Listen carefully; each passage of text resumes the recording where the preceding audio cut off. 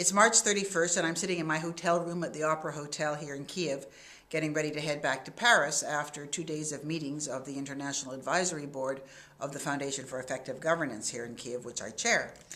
And just a couple of observations. You know, we do a lot of work, and you can check us out online, feg.org.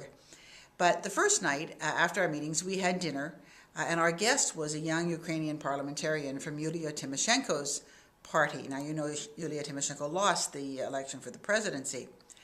And he was very discouraged because he'd had a conversation with her trying to encourage her to work cooperatively with the government in those areas where the government may be willing to take action on policies that she had herself supported and promoted.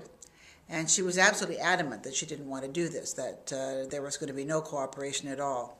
And we left the dinner feeling really very depressed because it just seemed like there was going to be more dysfunction. The presidency and the majority in the parliament are now in the same party, so it does bode well for being able to do something. But having ongoing dysfunctional obstructionism just is not going to be very helpful.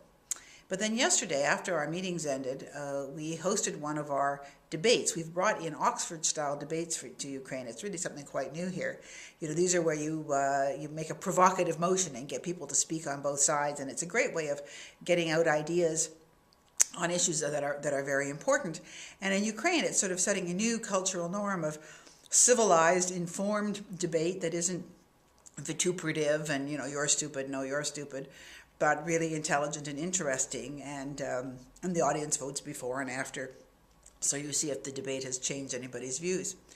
And the subject yesterday was Ukrainian education, and the motion was that Ukrainian universities are not producing competitive graduates, and it was very interesting. But after the debate, we had dinner with some of the speakers, who included the head of the Kyiv Maheli Academy, one of the leading universities in Ukraine, senior business people, bankers, the head of Kraft Foods in this part of the world, who's an American of Ukrainian extract, who's come back here. And it was a very, very different experience because these people were very realistic. They certainly understood the challenges facing their country, but they were very pragmatic, very positive, deeply devoted to making the country better, clearly understood what the challenges were and what it was going to take. And we wound up leaving the dinner feeling so much more encouraged because at the end of the day, people matter so much. And one of the challenges of making the transition from a Marxist-Leninist country, a communist country, to a democratic society, a command economy, to a market economy, is really cultural change, changing in the way people think. And yet, people here seem to be very resilient, very imaginative, and they seem to get it. I mean, there are a lot of very bright people here who understand what needs to be done. There's still a lot of people who are perplexed and overwhelmed by the changes, and very much that Soviet mindset still exists.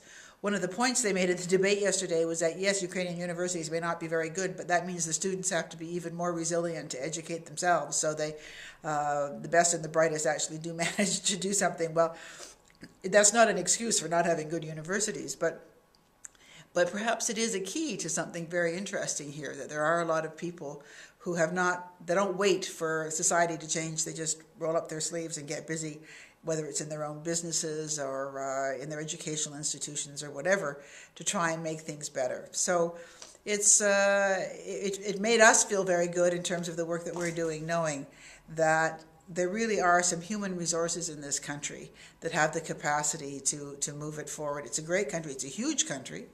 If it were in the European Union, it would be the largest country in the European Union. It has lots of potential, big challenges ahead, but we felt even more committed to our belief that it's worth working here and that people should not give up on Ukraine.